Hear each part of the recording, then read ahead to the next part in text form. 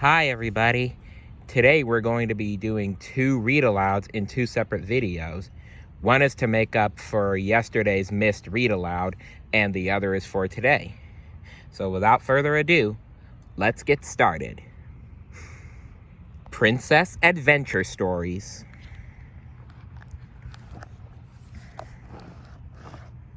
Ooh, you guys are really gonna like this one. The Little Mermaid. The Quest for the Purple Pearl. Whoa! A voice wailed in the dressing room of King Triton's underwater castle. Swimming by, Ariel stopped short. She knew that voice. It was her sister, Adella, and she sounded upset. Ariel swam closer and peeked into the room. Adella wasn't alone. Aquata, another sister, was with her. "You can't let anyone see you. You have a bad case of the bubbles," Aquata was saying to Adella. "It's from eating too much sugared seaweed." "The bubbles?" Adella asked. She turned and Ariel gasped. Adella's face was covered with pink and green polka dots. "Daddy warned me not to eat too much seaweed," Adella said. "If he sees me like this, I'll be in so much trouble." She hiccuped, and pink and green bubbles floated up. Oh dear. Aquata frowned. "Bubbles are serious. There is a cure, but it's almost impossible to find. Pearl lotion made from a purple pearl. They grow inside triple-banded sea oysters." Oh. Adella whimpered. "Don't those oysters eat merfolk?" "Sometimes," Aquata admitted. Ariel bit her lip. Poor Adella. She needed help. Oh dear. That poor girl. But if I know Ariel, she's going to do something about it. Later, in her treasure grotto, Ariel told Flounder she was going to find a purple pearl. "You're going to do what?" Flounder exclaimed. But the only place to get one is from a triple-banded sea oyster, and they live in Blackbeard's Trench. That means you'll have to cross the barbed sea Kelp Forest." Ariel shrugged. "Adella needs help. I can't tell them I'm going because they'd worry, but someone has to get the cure. Besides, I've been in kelp forests before." "Not like this one," Flounder said. "The kelp is huge." He spun in a circle. "There's a riptide. Each strand of sea kelp is covered in thorns, and the spaces in between them are tiny." "Don't be such a guppy," Ariel said. She swung her collecting sack over her shoulder. "Are you coming?" Flounder didn't like being called a guppy, so together he and Ariel headed off to find the purple pearl. Oh, I hope they'll be safe. The ocean path leading to the kelp forest was dark and very... Do you mind, wind? Was dark and very quiet. Even though Ariel had told Flounder not to be afraid, she started to get cold fins herself as they swam along. Oh, I get it. Cold fins. It's like getting cold feet, except she doesn't have feet. Well, not at this moment, anyway. She has fins because she's a mermaid. Up ahead was the barbed sea kelp forest. Ariel gulped. Everything Flounder had said was true. A wild riptide raced through the kelp. The spaces between the strands were barely wide enough for a small mermaid like her to fit through. But the worst part was the thorns. Each one was 6 inches long. Whoa. Even though she was scared, Ariel thought about Adella's polka-dotted face. She had to help her sister. Boy, she's such a good sister, isn't she? With a flip of her fins, she entered the kelp forest. Carefully, she slid between two strands. There, that wasn't so bad. She wove between 3 more strands. No thorns touched her. She could do this. Let me go ahead, Flounder said, trying to be brave. I'm smaller than you. Good thinking, Ariel said. She followed his blue tail. Was it her imagination, or were the strands now even closer together? This way, Flounder called. Ariel swam after him. A thorn scratched her arm. Ouch. Flounder zipped through another gap, but it was too tight for Ariel. Flounder, I can't get through, she cried. His little face appeared in the gap. I'll help. He pulled the kelp aside with his mouth. Brother? But there still wasn't enough space. Ariel felt the pull of the riptide behind her. The current was growing stronger. As Ariel watched, the riptide forced the kelp strands apart. This gave her an idea. What if she rode the riptide like a dolphin in the surf, past the thorns?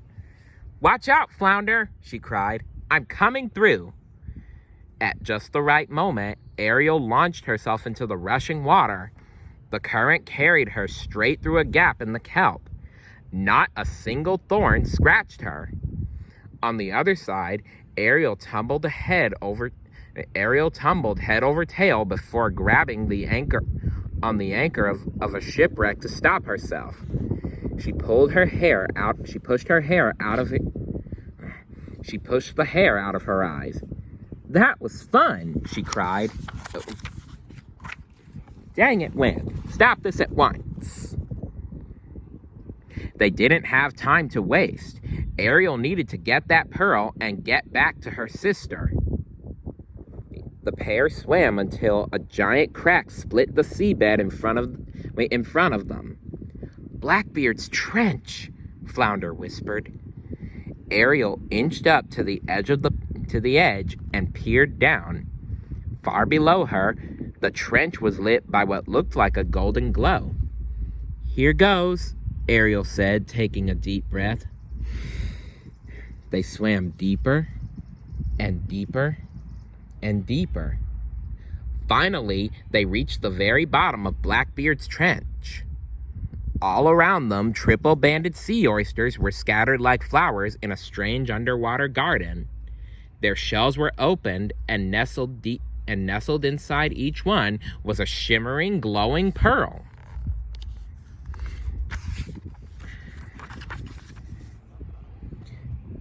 They don't look very scary, do they, Ariel? Flounder asked. Ariel shook her head. In fact, the triple-banded sea oysters were some of the prettiest creatures she'd ever seen. It was hard to believe they would ever eat a mermaid. Maybe it's just a myth, Ariel said. I'll just swim in and... No! Flounder grabbed Ariel's tail and pulled her back. We've got to be sure. He took a branch of driftwood in his mouth and tossed it into the closest oyster shell. Snap! The shell chomped the driftwood in half. Oh my. Ariel sighed. How was she going to get one of the pearls to cure her sister without getting hurt? Maybe there was something in her collecting sack that could help. She emptied it out. Excuse me. Inside, she found a dingle hopper, 2 gizmos, and a snarf blat. Tucked in a corner of the bag was a long feather with a pointy tip. Her friend Scuttle had called it a mimble-doodle. That's no help, Flounder said. We need a hook, or a long rope, or something. But a gleam had come into Ariel's eyes. She picked up the feather. Don't be so sure, she said.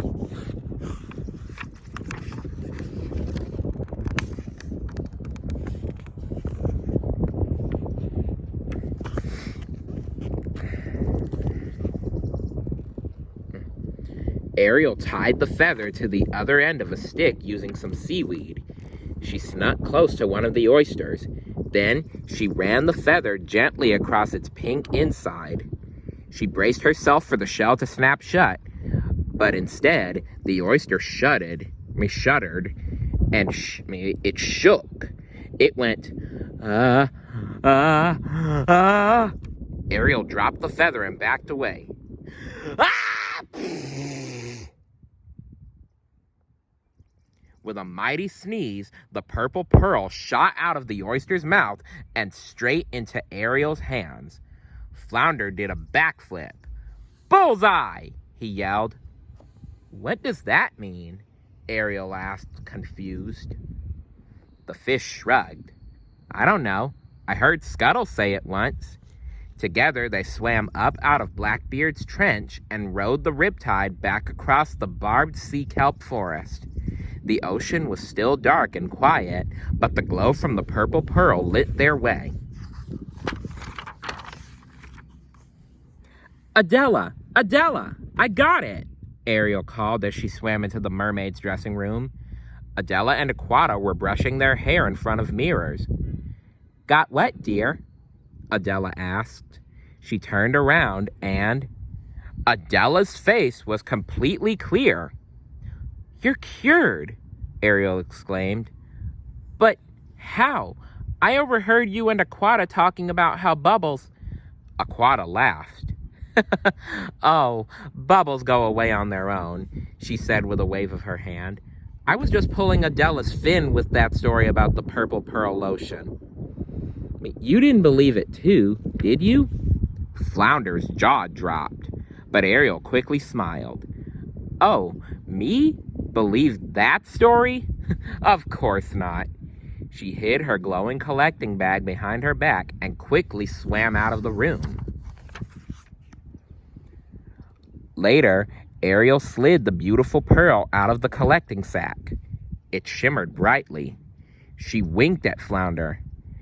"It would have been a shame to turn into a lotion anyway," she said, "and I know a much better place for it than in a bottle." Flounder grinned. That meant there was going to be a very special addition to Ariel's treasure grotto. The end. So remember, if someone ever needs help, just try to help them. And you should not believe everything you think you hear. See you later. Bye.